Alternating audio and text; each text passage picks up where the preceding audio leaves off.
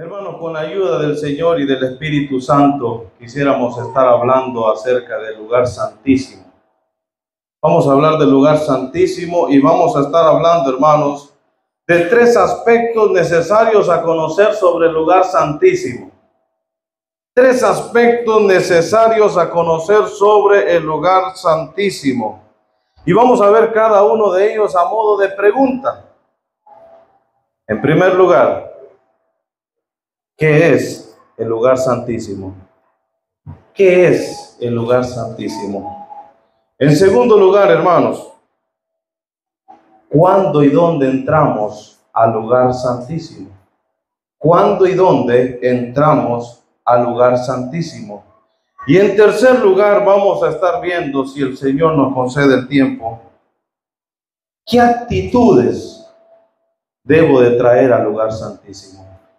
¿Qué actitudes debo de traer al lugar santísimo? Hermanos, nuestro compromiso es ver cada uno de estos aspectos o los que podamos a la luz de este libro, a la luz de la palabra santa de Dios. No nuestras ideas, no nuestros pensamientos, no lo que dijo fulano, mengano, no. Es así dice el Señor. Vamos a tratar, hermanos, con la ayuda del Señor y del Espíritu Santo a dar respuesta a cada una de estas preguntas a la luz de este precioso libro, a la luz de la bendita palabra de Dios. Estamos en la carta escrita a los Hebreos. ¿Alguien sabe quién escribió la carta a los Hebreos? ¿Qué hombre usó? ¿Nadie sabe? No, ni yo tampoco. Pero sabe, algo sí sabemos de este escritor, hermano. Este escritor es anónimo, no dice quién. Nos podemos poner a inventar y no es bueno. Pero algo sí sabemos del escritor a la carta a los Hebreos. ¿Sabe qué es? En primer lugar, que era un judío que se había vuelto al cristianismo, hermanos, y que al escribir esta carta, lo que él desea es exaltar la persona de Dios por medio del Señor Jesucristo. Tanto que las otras cartas en el Nuevo Testamento, usted va a encontrar las cartas de Pablo, las cartas del apóstol Pedro, que comienzan siempre con un saludo o diciendo yo, Pablo, yo, Pedro, apóstol de Jesucristo. Esta carta, ¿cómo comienza, hermanos? ¿Con qué nombre comienza? Dios. Dios. ¿Sabe qué otra cosa sabemos del escritor de esta carta? Hermanos, que era un judío cristiano que conocía, hermanos, conocía el Antiguo Testamento. ¿Cuántos capítulos tiene esta carta? Tiene 13 capítulos. ¿Cuántos versículos tiene? No, ese está más difícil, hermano. Vamos, alguno que le dio curiosidad algún día de ver cuántos versículos. Ah, mire, es que viene conmigo. Tiene 303 versículos. Hermanos, sí es interesante. 42 de ellos están transcritos del Antiguo Testamento en esta carta. Transcritos literalmente, hermanos. ¿Y sabe qué más sabemos del escritor de esta carta? Es que, hermanos, el propósito de escribir esta carta era para exaltar la persona del Señor Jesucristo sobre todo personaje, sobre todo ritual, sobre todo sacrificio y sobre todo lugar del Antiguo Testamento, que solo era sombra de lo que había de venir. Y por eso llegamos al capítulo 10, hermanos. Y ahora el escritor de esta carta nos va a hablar de este lugar. ¿De qué lugar? El lugar santísimo. Primera pregunta a contestar.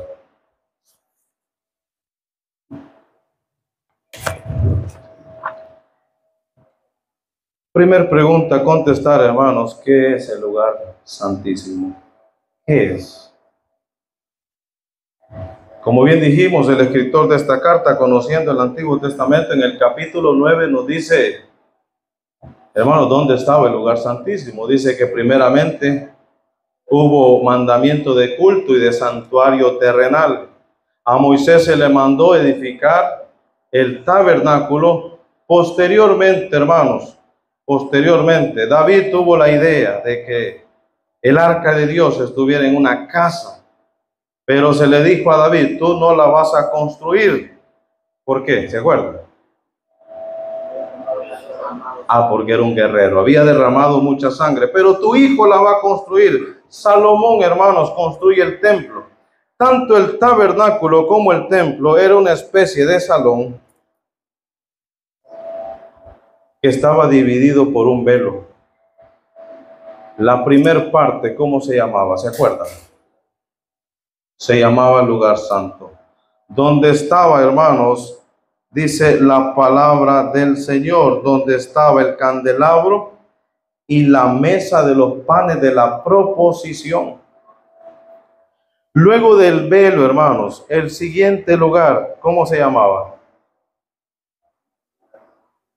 ¿Se llamaba? Lugar santísimo. Note algo.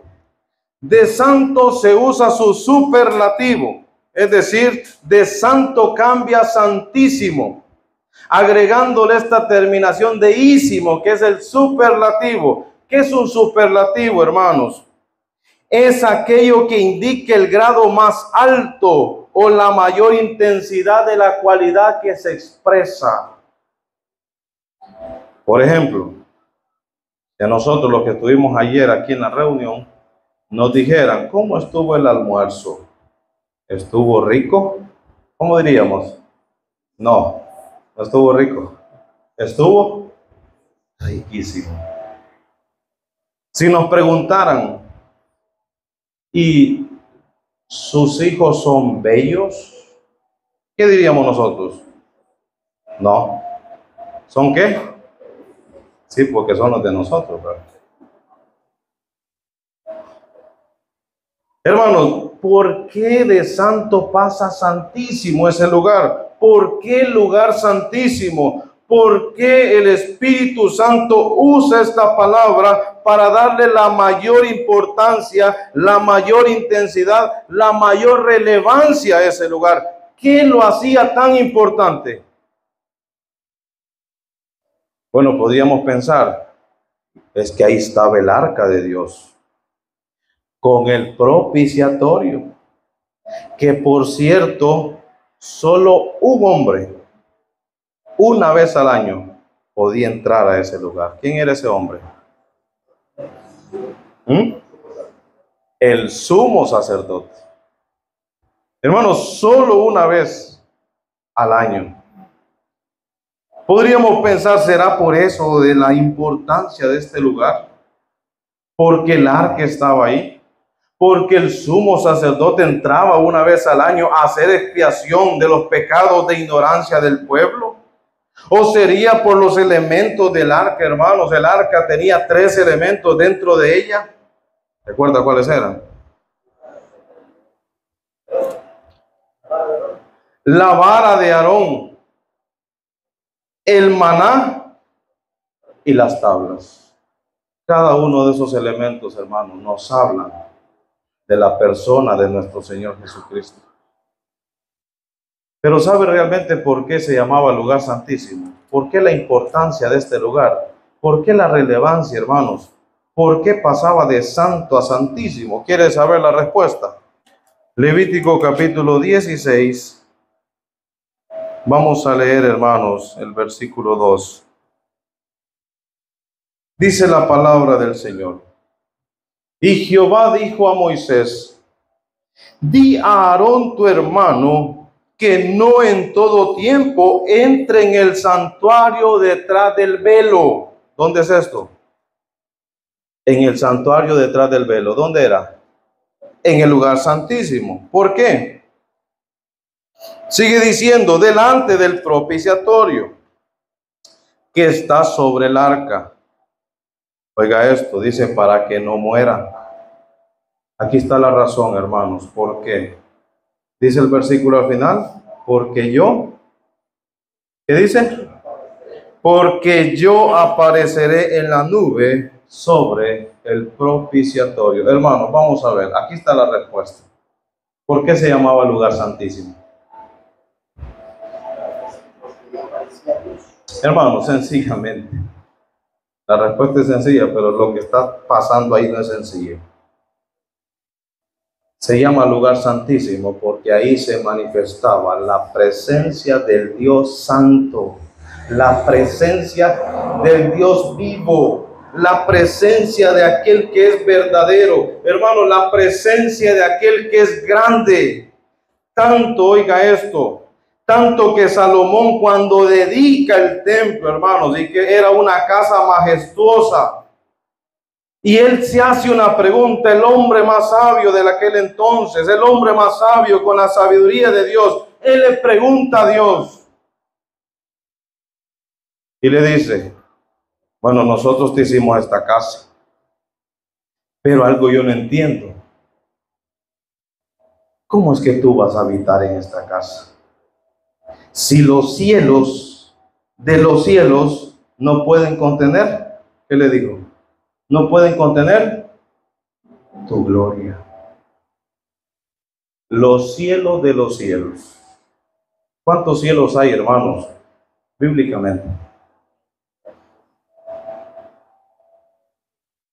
Por lo menos 3. Primer cielo, ¿cuál es? Vamos a decir dónde andan las aves. Segundo cielo, donde están las estrellas, sol, la luna, las galaxias. Hermanos, usted sabe algo, ya en el segundo cielo las distancias no se miden por metros. Es tan grande el segundo cielo, hermanos, que ya las distancias no se miden ni por metros, ni por kilómetros, ni por millas, sino que se miden por años luz. ¿Sabe qué es un año luz? Es la distancia que la luz recorre en un año, nada más y nada menos, a la velocidad de 300,000 kilómetros por segundo. Cuando salga lo comprueba ahí en Google, el dato. Según entendemos, hermanos, la Tierra, nuestra Tierra, aquí este planeta, está al Sol a unos entre 6 a 8 años luz de distancia. Oiga esto. Y solo estamos hablando de nuestra galaxia conocida como la Vía Láctea y se entiende que hay muchas galaxias. Ahora, ese inmenso cielo, hay otro cielo que lo abarca. ¿Cuál es? El tercer cielo. Y ahí es donde está Dios.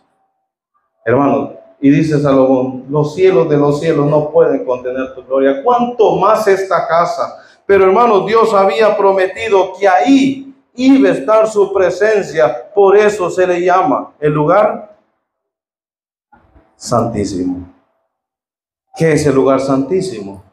Es donde la presencia de Dios, hermanos, es prometida, se manifiesta. Ya contestamos la primera pregunta.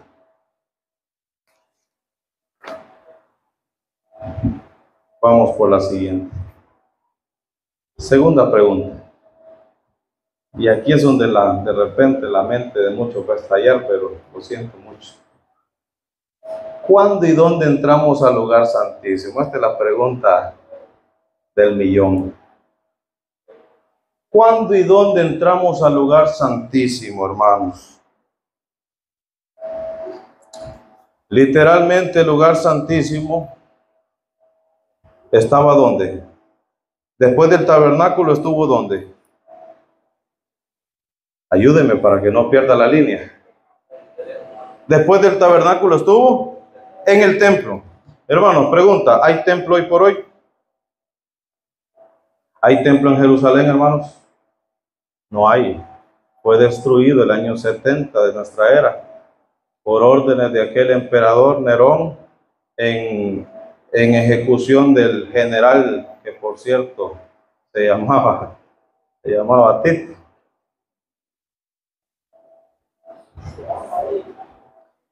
Ahora, la palabra nos dice, hermanos, la palabra del Señor, vuelva conmigo ahí a a Hebreos, por favor. Hebreos capítulo 10.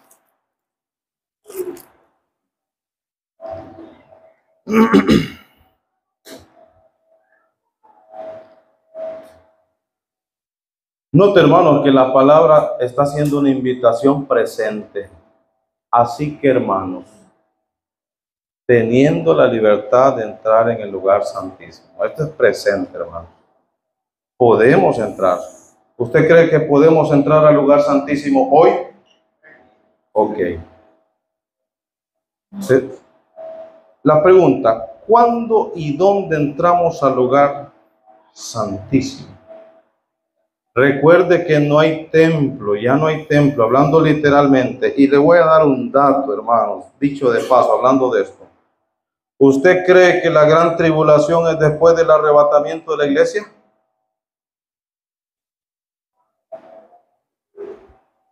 Amén. Vamos a ver otra vez. Por rato como que nos dormimos, no. No va. ¿Usted cree que la gran tribulación es después del arrebatamiento de la iglesia? Claro que sí, hermanos. Pero el arrebatamiento de la iglesia no da inicio a la gran tribulación. ¿Qué da inicio o qué va a dar inicio a la gran tribulación?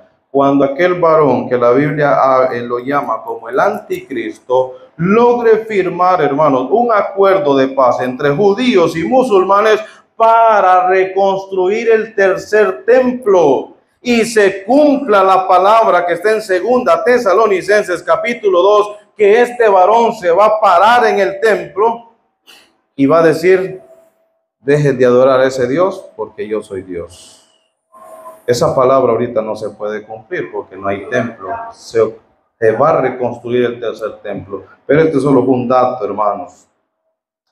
¿Cuándo y dónde entonces entramos al lugar santísimo? La respuesta de esta pregunta, hermanos, la encontramos en la primera.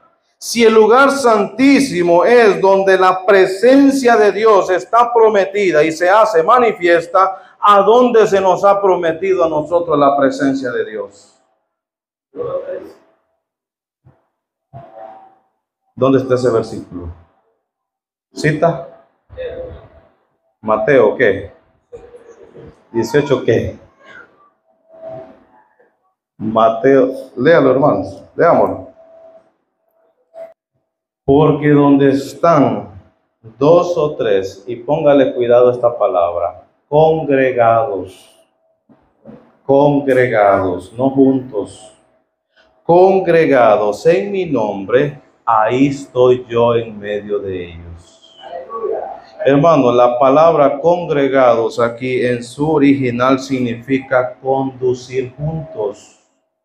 Significa que vamos a una misma dirección y vamos con un mismo propósito y vamos con un mismo destino. ¿A qué hemos venido en esta mañana? Si estamos congregados aquí, hermanos, tenemos que estar todos en un mismo propósito. ¿A qué hemos venido? A glorificar y adorar el nombre de nuestro Señor Jesucristo. Y en esta mañana y en este día primero de la semana, le adoramos obedeciendo su mandamiento. ¿Qué mandamiento? Que hiciéramos memoria de Él a través de un pan que nos recuerda su cuerpo, y a través de la copa que nos hace memoria de su sangre. Hermanos, y haciendo memoria y participando del pan y de la copa, la muerte del Señor anunciamos. ¿Hasta cuándo? Hasta que Él venga. ¿Cuándo y dónde entramos al lugar santísimo? Oiga esto. Hermanos, entramos al lugar santísimo cuando nos congregamos, cuando la iglesia se congrega en el nombre del Señor Jesucristo. No importa el día y no importa el lugar. Se lo voy a comprobar otra vez con otra cita, y es con la misma que estamos leyendo, porque la Biblia se contesta sola, hermanos. Volvamos a Hebreos 10. Volvamos ahí. El mismo pasaje, hermano, nos da respuesta a esto. Note en primer lugar, ¿por qué estamos seguros que ahora entramos al lugar santísimo cuando como iglesia nos congregamos en el nombre del Señor Jesucristo? Hermanos, ¿cuántos hombres entraban en el Antiguo Testamento a este lugar? Ya lo dijimos, ¿cuántos? Uno. ¿Cuántas veces al año? Una vez. Y la invitación ahora está, de ser singular, ahora está en, hermanos, dice, así que, hermanos, teniendo libertad. ¿Y por qué? Nada más y nada menos, porque nuestro Señor Jesucristo pagó nuestra deuda, nos santificó en su sangre y por eso abrió un camino nuevo y vivo para estar en su presencia como iglesia. Pero también hay otro dato, hermanos, siempre en este pasaje.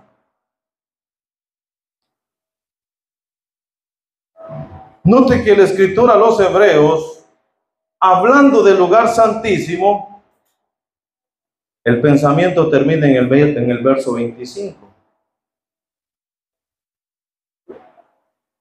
Y vamos a decirlo así. Sabiendo el escritor a los hebreos que entramos al lugar santísimo cuando nos congregamos como iglesia, ¿qué es lo menos que él podía hacer? ¿Animarnos a qué? ¿Animarnos a qué? Hermano, el texto es claro.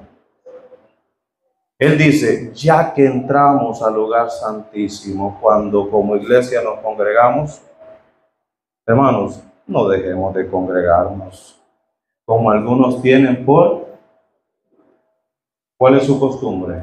¿Venir al culto o faltar? Pedimos que levante la mano, ¿no? Ah, sí, no, tal vez levanten los que tienen costumbre de no faltar, ¿verdad?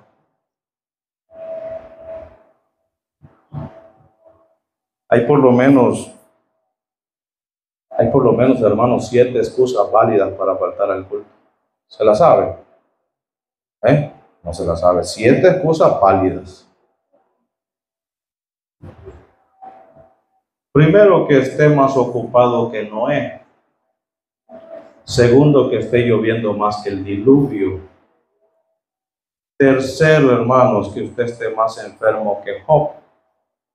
Cuarto, que sea más fuerte que Sansón. Quinto, que sea más sabio que Salomón. Sexto, que sea más orador que Daniel. Y séptimo, que sea más predicador que el apóstol Pablo. ¿Hay alguno aquí que pueda poner alguna excusa de esas? Pues entonces no tenemos excusa. No tenemos excusa. Hermanos, entramos al lugar santísimo cuando nos congregamos como iglesia, en el nombre del Señor Jesucristo. Pero la pregunta iba doble: ¿cuándo y dónde? ¿Dónde? ¿Dónde? Hermanos, no importa el lugar. ¿Sabe por qué? Porque ¿quién es la iglesia? ¿Quién es la iglesia? Somos nosotros, hermanos. ¿Cómo se llaman estas 4 paredes?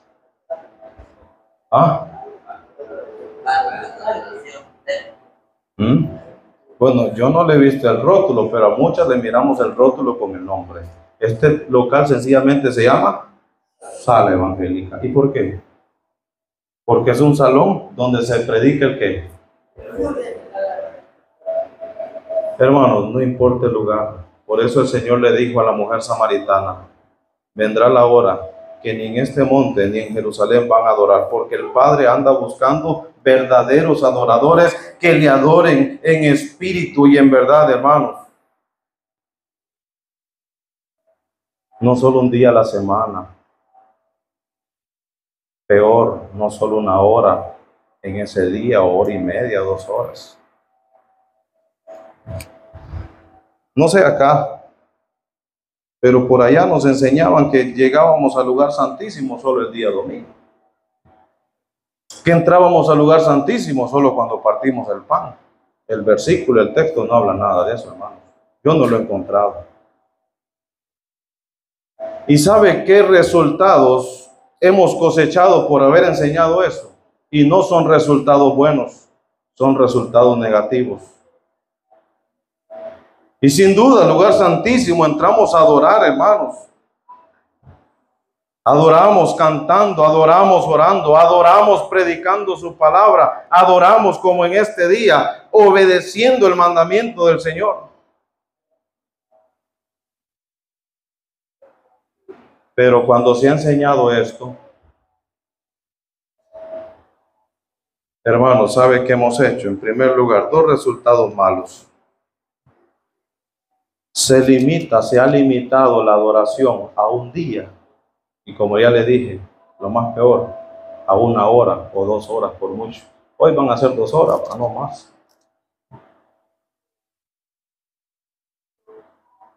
¿Cómo se llama este culto, hermanos? Bíblicamente. Se lo voy a decir de otra manera. ¿Cómo se llama este culto que normalmente es el domingo a las 9 de la mañana?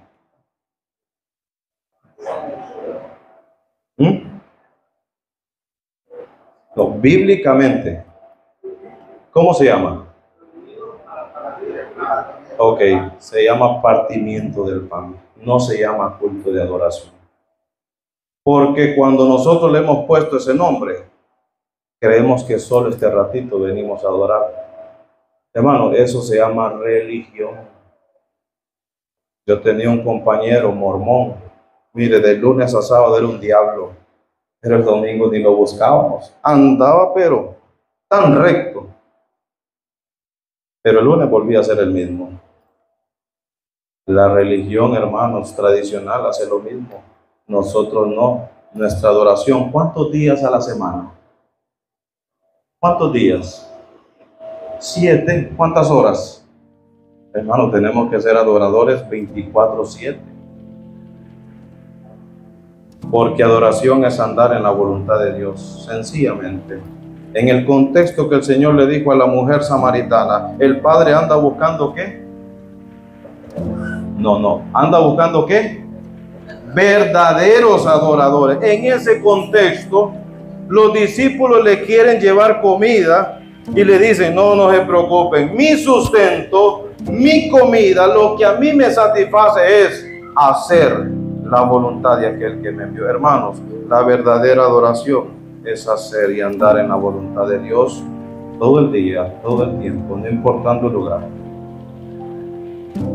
¿Y sabe cuál es el otro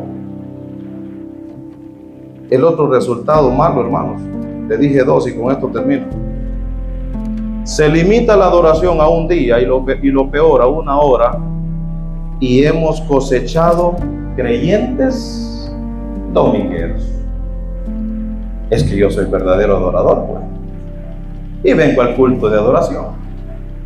Y viene el domingo y él viene al culto y nomás termina el culto, hermanos, y nos vemos. ¿Nos vemos cuándo?